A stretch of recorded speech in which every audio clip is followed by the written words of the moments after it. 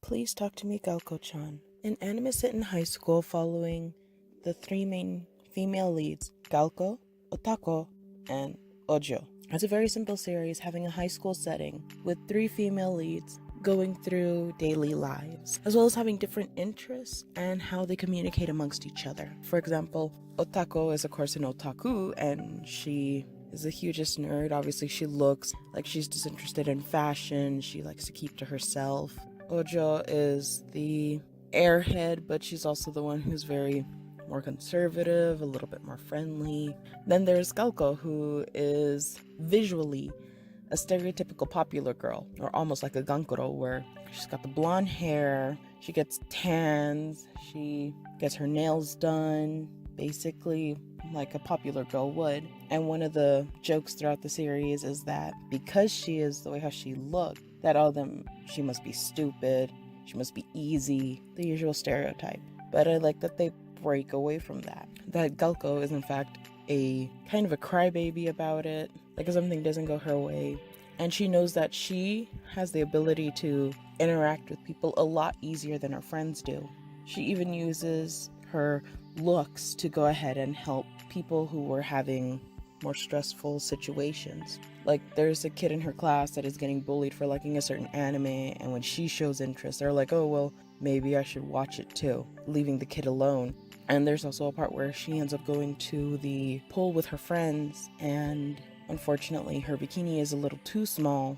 I mean, it still covers everything it needs to, but obviously it appears a lot worse than it should be. And they poke fun at the fact that Japan aren't known for large breasts, so for her to find a fitting swimsuit is a pain in the ass. But when she does go to the pool, she sees this younger kid being bullied by these two girls who think that they're all that, and one of them actually wearing an itty bitty teeny little bikini, even though she's much too young to be wearing something like that. And she just puts her arm around the boy and kind of looks at them like, oh, what are you guys talking to my man like that? Basically scaring off these girls and helping this kid out a lot. And that's one thing that we could really resonate here in the West when it comes to much younger kids trying to act way too mature, especially in those two little bratty girls. But I love the interactions between the three main girls, especially how it's mainly focusing on Otako and Galko, and they'll have interactions like things that I normally don't see, especially in slice of lives, where yeah, it'll be like, oh well, do you like this? Well, I have conflicting opinions, and that goes on throughout the series, and it's fucking obnoxious. But here they go ahead and realize that, hey, yeah, we're different and all that, but we could totally have different opinions, and we can also have stuff that we like, and we could be friends about it. Who would have fucking thunk it? That and Galko-chan has this older sister who shows that she is way too mature and has sex borrowing things from her younger sister, especially because she's like, oh well, I couldn't wear my uniform normally, so I wore this.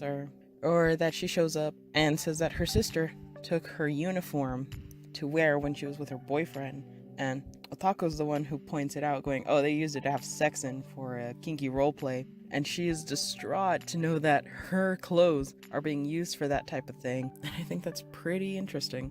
I also gotta like Otaku a lot because she does seem like the cynical, more bitter one, and I like it. But even though she is the more brainiac one, and even though obviously in these types of shows she'd be the one that no one talks to, they go, they hang out, and even the story and how they became friends is pretty cool because they do see her being the typical otaku. They see Galko being a typical popular girl.